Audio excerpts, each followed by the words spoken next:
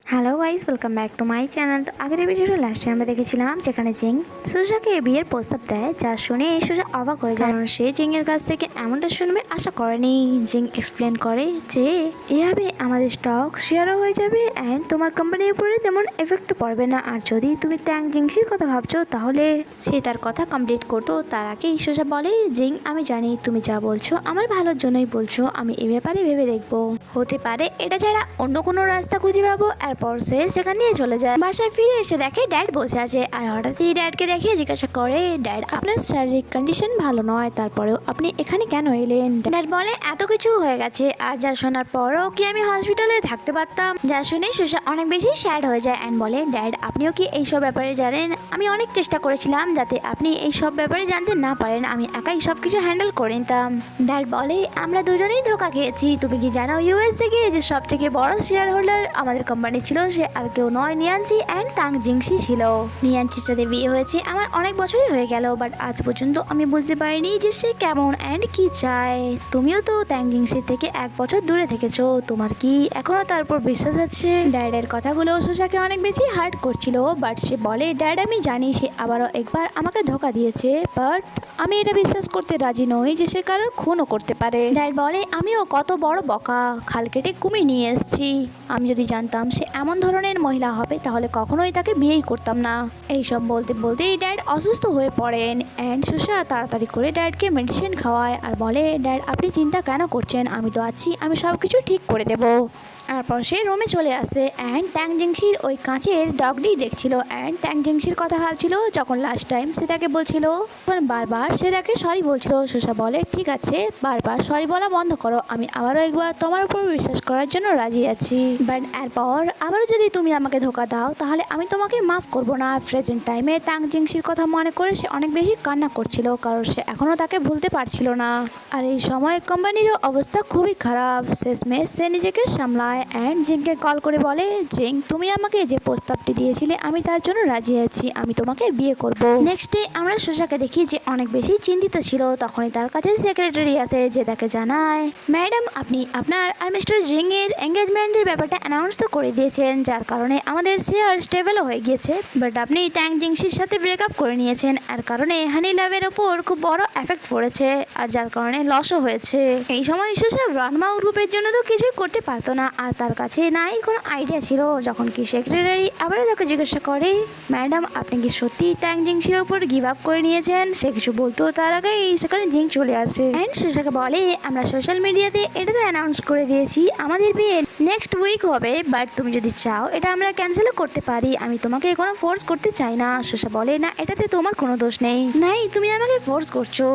যখন কি জিং তার হাতের উপর হাত রেখে তাকে সান্ত্বনা দেয় যে তুমিও টেনশন করো না, আমি নিজেই তোমার হাতে ইউজ হতে রেডি আছি, বাট সুজা তার হাত সরিয়ে নেয় অ্যান্ড বলে, আমার মনে হয় কিছুটা টাইম দরকার আমার নিজের ফিলিংস বোঝার জন্য। জিং বলে, আমি বুঝতে পারছি, বাট নিজের পাস্টকে বলার জন্য সব থেকে ভালো এটাই, নিজের মধ্যে কিছুটা চেঞ্জ নিয়ে আসা দরকার। চলো আমিও তোমার সাথে যাচ্ছি। নেক্সট সিনে আমরা দেখি জিং তাকে অনেক শপিং করিয়েছিল অ্যান্ড তার সাথে সাথে তার হেয়ার স্টাইলও চেঞ্জ করে দিয়েছিল। সুজা তাকে থ্যাঙ্কস বলে আর এটাও বলে যে মনে হয় না এই হেয়ার স্টাইলটা আমার উপর শুট করছে। জিং বলে, এটা তোমার ভুল ধারণা, বরং এই হেয়ার স্টাইলে তোমাকে অনেক বেশি সুন্দর দেখাচ্ছে।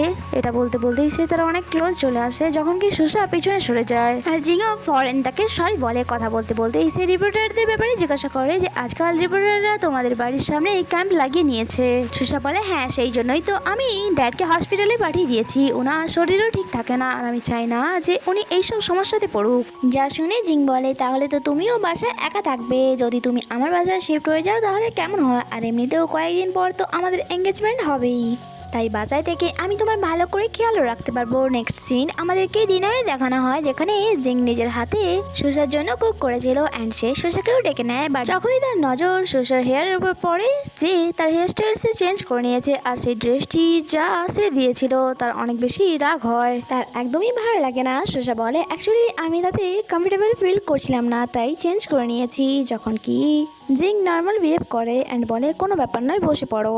তারপর যখন সে খাওয়ার টেস্ট করে তাতে মাসাবির একটু বেশি টেস্ট ছিল, যা সুজার একদমই ভালো লাগেনি। অ্যান্ড সে মনে মনে এটাই ভাবছিল, ও নো, সে সব ডিশেই মাসাবি ইউজ করেছে, এবার আমি এটাকে কি করে খাবো। আর যখন জিং তাকে জিজ্ঞাসা করে যে তোমার খাবার কেমন লেগেছে, না চাইতেও তাকে বলতে হয় খুবই টেস্টি হয়েছে। বাট সত্যি বলতে আমার তেমন বেশি খিদে পাচ্ছিল না, আমি রুমে গিয়ে রেস্ট করতে চাই। এটা বলে সে রুমে চলে যায়। যখন কি জিং তো ফোর্স করতে চাইছিল, বাট সে এমনটা কেন করছে তা তো আমরা ড্রামার আগে গেলেই জানতে পারবো। এরপর আমাদেরকে মাঝরাতে সিন দেখানো হয় যেখানে খিদের কারণে সুসার ঘুমিয়ে আসছিল না, তাই সে শেষমেশ খাবার অর্ডার করে দেয় অনলাইনে। আর কিছুক্ষণের মধ্যেই তার অর্ডারও চলে আসে। আর যখন সে অর্ডার রিসিভ করতে যায়, সে দেখে বাইরে তার অর্ডার নিয়ে জিং দাঁড়িয়ে আছে।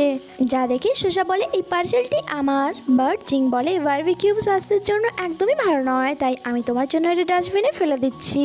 আর সে ফরেন ডাস্টবিনে ফেলে দেয়। তার এমন বিহেভিয়ার সুসার একদমই ভালো লাগে না। অ্যান্ড সে বলে তুমি যদি না খেতে পছন্দ করো তাতে আমার কি, আমি খেতাম, তুমি ওটা ডাস্টবিনে কেন ফেললে। জিং বলে যদি তোমার কিছু খাওয়ারই হয় তাহলে হেলদি কিছু খাও, কিচেনে অনেক কিছুই আছে। সুসা বলে যে আমার খিদে নেই। এটা বলে সে তার রুমে চলে যায়। তার অনেক বেশি রাগ হচ্ছিল। আর সে মনে মনে এটাই ভাবছিল যে জিং এত জেদি মানুষ, এটা আমি আগে কেন নোটিস করিনি। এবার আমি কি করব, খিদে তো আমার এখনো পাচ্ছে। আর সে বারবিকিউ ডাস্টবিনে ফেলে দিল। আর এখানে তার তাং জিংসির কথা মনে পড়ে। একবার যখন সে বারবিকিউ খাচ্ছিল, সুসা তখন ড্রাঙ্ক অবস্থায় গিয়ে তার মুখ থেকেই খাওয়া শুরু করে। আর প্রেজেন্ট টাইমে এইসব কিছু ভাবার পর সে তার ফ্রেন্ড ধরে বলে যে তাং জিংসিং তুমি কোথায়। এরপর আমাদেরকে নেক্সট মর্নিং এ সিন দেখানো হয় যখন সে তার রুম থেকে বাইরে আসে। সে দেখে জিং তার জন্য ব্রেকফাস্ট রেডি করে দিয়েছিল। অ্যান্ড সেখানে একটি নোটও ছিল যেটাতে লেখা ছিল আমি মিটিং অ্যাটেন্ড করতে যাচ্ছি, অ্যান্ড তুমি ভালো করে ব্রেকফাস্ট করে বাসাতেই আমার জন্য অপেক্ষা করো। তারপর সে যখনই খাওয়ার টেস্ট করে তাতে মাশরাফির টেস্ট একটু বেশি ছিল, যা তার একদমই পছন্দ ছিল না। তাই সে ফোন বের করে। অ্যান্ড সেভাবে কয়েকদিন কেটে গেল, বাট তাং জিংসির কোনো খবরই নেই। আর তখনই ডোরবেল বেজে ওঠে। আর যখন সে ডোর ওপেন করে সে দেখে তার সামনে আর কেউ নয়, তাং জিংসি দাঁড়িয়ে আছে। আর এখানে এই এপিসোডই শেষ হয়। আগে কি হয় তা জানতে স্টে কানেক্টেড। Bye bye.